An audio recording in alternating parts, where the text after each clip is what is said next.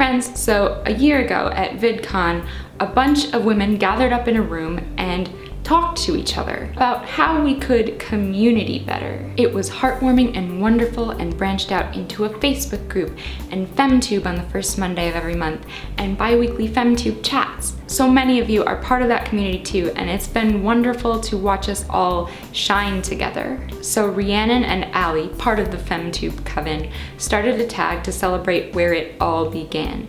It's called YouTube Girls, and it's all of us showing our creative process. Y'all know how I love a creative process, so it's time to pull back the curtain. This is where I would dramatically pull back a curtain if I had one, but I don't. So I start with an idea of the kind of story I want to tell. I keep a running list in this here notebook, and if I don't have one in mind, I will start mining some books about writing for an idea. Or I'll do this thing that I learned from Linda Berry, where I write down every letter of the alphabet, and then I come up with a word that starts with every letter, and then I just doodle for a while until one of those words turns into a story. From there, I script out my entire video, usually almost word for word.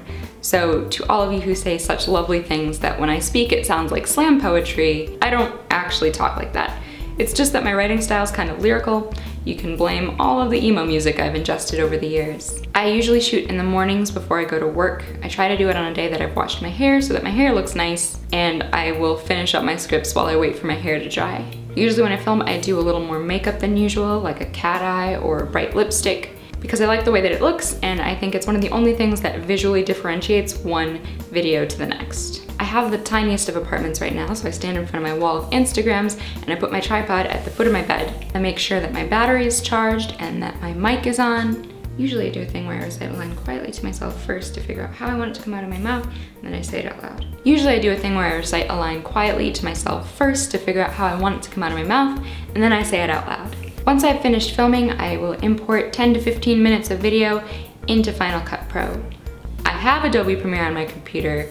I should be using Adobe Premiere.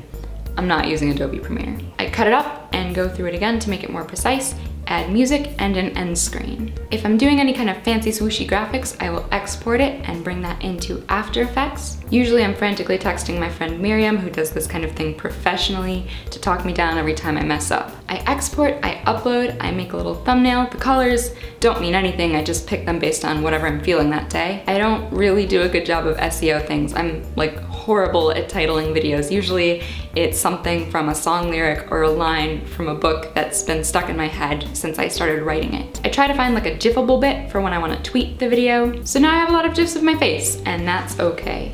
I love watching all of y'all's comments roll in, and I try to respond to them definitely the first day, but usually after that I will forget or not have time to come back, and I'm sorry. But that's my favorite part, because usually the whole time I'm making a thing I think it's trite or boring or useless, and then you guys sort of prove me otherwise. And I remember there's this thing that we made here, all genders, but honestly mostly women, and we help each other out and lift each other up so that we keep making things. So tell me about how you make things in the comments below.